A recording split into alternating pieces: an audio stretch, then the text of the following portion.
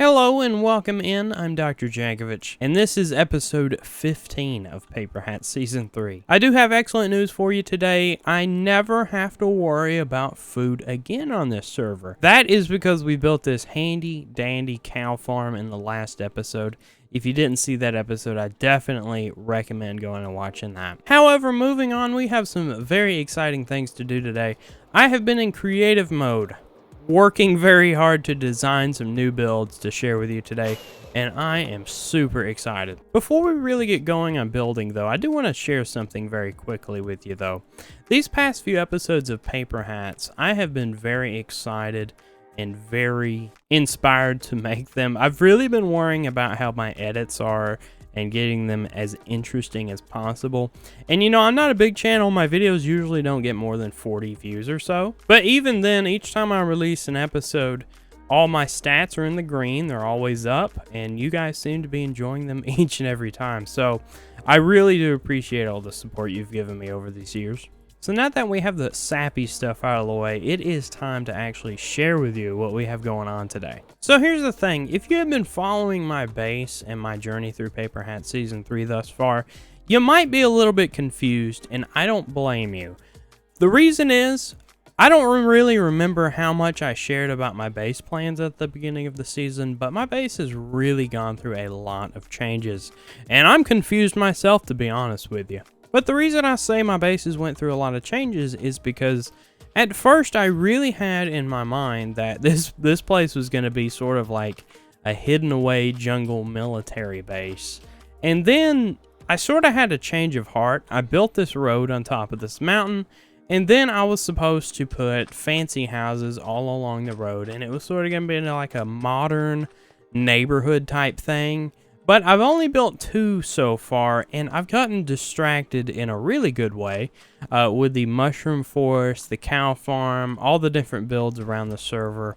And I just never really put much thought into keeping this base on theme. So it's sort of a collection of a bunch of different builds that I've just sort of had sudden inspiration for and made them a reality. I know that was a very long-winded speech, and it was kind of unnecessary, to be honest with you. But the reason I say all this is because a lot of things have been put to the wayside. A lot of things I've just neglected to do, and I sort of mentioned this in the last episode.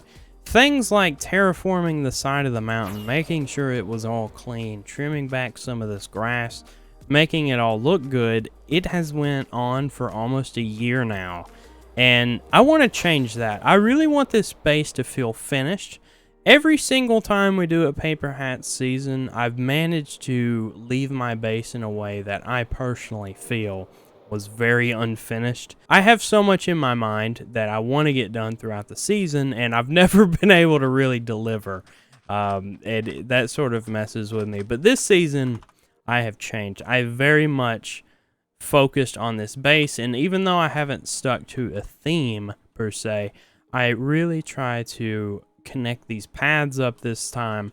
And today what we're going to be doing is fixing these rocks that I have placed on top of this mountain. That is right, we're actually going to tear these completely down.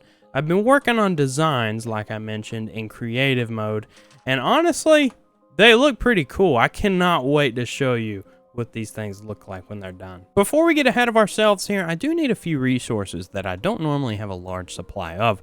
Namely, that's going to be calcite, andesite, basalt, polished basalt, and a block that I've never really built with before is diorite. That is right, I'm going to need a little bit of diorite for this build. I thought I'd give it a chance, and in the creative world, it looks pretty good, so I think it's going to turn out well. What I'm going to do is start up the stream here in a few minutes at the time of this recording. You can go on over to twitch.tv/Dr. Jankovich. Of course, that stream is going to be way before this video comes out, but go and follow me there if you ever want to catch me live. We always have chill music, we have a good time, and chat usually helps me be a better Minecraft player. So I would love your input, and I would love to chat with you. So I hope to see you there sometime. So great news, we got everything we need for this next build. They are in the shulker boxes, and the stream over on Twitch was a great success. I don't have very many viewers, but those who come out and chat with me for a while keep me entertained and just have a good time. You guys are what makes it fun, so Appreciate you. But speaking of those supplies, we have snow, we have calcite, we have andesite, end rods, basalt pillars, white stained glass, and diorite. Those are the materials that are going to make those stony peaks great. Well, you can't actually see them from here. Those stony peaks great. So, without further ado, we have everything we need. It is time for a time lapse.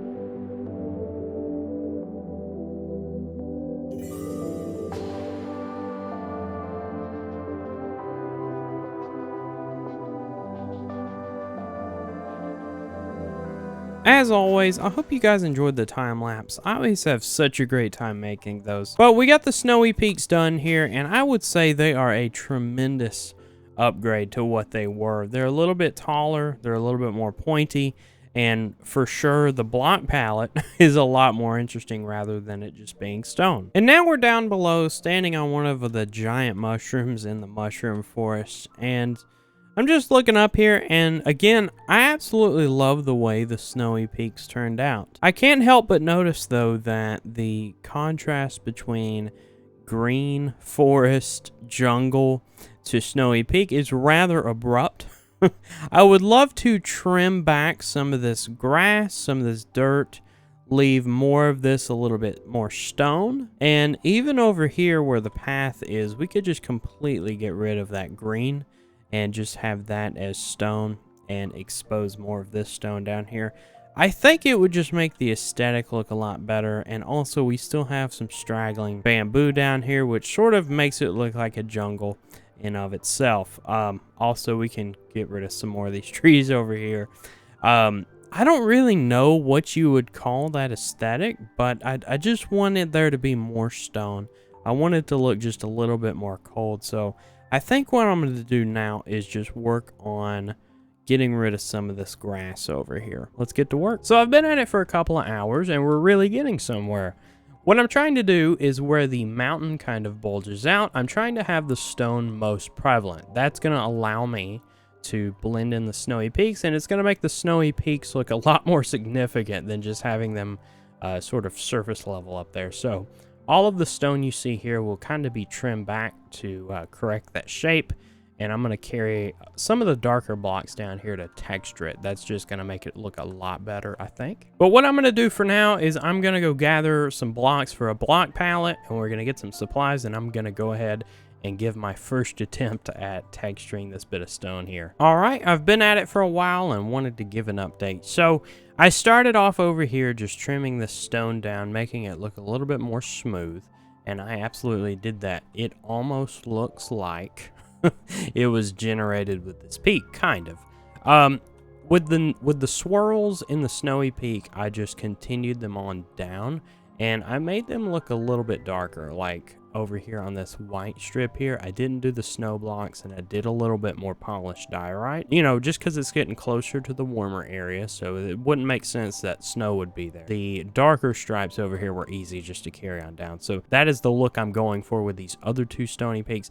Now that one over there, I'm not really sure what to do with that one. That one's kind of isolated, so there's not a whole lot I can do except just make this little panel here sort of the same type blocks like that. So it just looks like the mountain was here and those were naturally there. But this one over here, I have just trimmed the stone down so far. I'm gonna work on the texturing next. Guys, we are onto something great here. Let me show you. So as I fly in here, you can see that I extended the pattern we have going on here to this peak as well. And also, I carried it on over to this side a little bit. Now, I had a little bit less to work with on this side of things, so I had to keep it short, but I think it adds a lot more depth to it just having that dark stripe there. Also, another thing I didn't really mention in previous clips is the road up there really had a hard border between it and the stone here on the mountain, so I've just put a few blocks here to give it a little bit of texture, some smooth basalt, cobbled deep slate, and cobblestone just to blend it into the stone a little bit more. I personally think it looks a lot better this way. Gives it just more color, more depth, and I'm really happy with it. To be honest with you guys, that's about as much building as I want to do for this video, but we have a couple more things to attend to. So before we could construct the snowy peaks, I mentioned that I needed a lot of resources. I didn't do this alone. I actually had some help. So Takotame on the server here was nice enough to get us a shulker of calcite. And also, she let me use her basalt generator to get a whole bunch of basalt quickly, which was a giant help, and I thank her so much for that. However, she wouldn't let me pay her anything, so I say we go over there and give her some supplies if she's not going to take money. So a lot of the cleaning up that was done today involved clearing out a whole lot of bamboo. And so we just have a ton of it, kind of. We almost have 2 shulkers. That's going to make a lot of scaffolding, though. So here's what we're going to give her. 10 stacks of scaffolding, 4 stacks of end rods, a couple stacks of candles, 4 stacks of rockets, and we'll give her 8 nautilus shells because I know she likes those. I think we're ready. I've got a sign, some dye, and some glow ink. And we made it on over to Takota's base. I think I've shown you guys this before, but her base is absolutely epic. I mean, look at this thing. It's a giant temple. I mean, walking up to this thing is just absolutely crazy. But what we'll do is just leave this here. Now, I should mention the reason I'm giving her a box of supplies is I know she has a lot more work to do here. I'm not exactly sure what because it looks so great already. But if she's not going to take payment, I'm going to give her some building supplies that I think will be helpful. So hopefully she finds these useful. Make sure to leave a sign and make sure she can read it. There we go. Looks great. Coming back through this portal, I remember I made a huge mess. Let's get this shulker monster cleaned up. All right, it's all clean now. This actually leads into something I've had a lot of thoughts about lately, and something that me and chat discussed on my last stream. We kind of need an upgrade on the storage system. You see, my initial thoughts with this season was my storage system didn't really need to be bigger than it was now because I've got all those barrels and all those barrels can hold 27 shulkers each. What I really didn't understand, and now I know why people talk about it so much, is the sheer amount of items that are in Minecraft. It is very exhausting when you need just 1 or 2 of something to have to get out a shulker box, place it down, get the thing you need out, and remember to put it back when you're done. I know that sounds like very small potatoes, but when you're doing big projects, that really does add up. All those seconds you have to spend getting stuff out of little tiny barrels like that. We need an upgrade.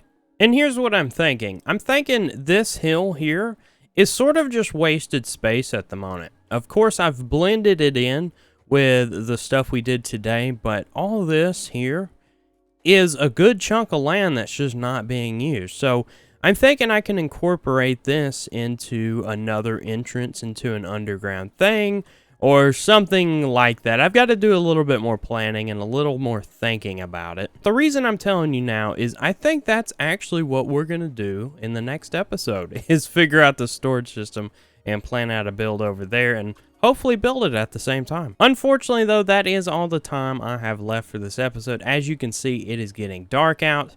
I need to jump into my house here and go to bed. But guys, thank you so much for watching. Remember to like and subscribe, and I will see you next time for episode 16 on Paperhats Season 3.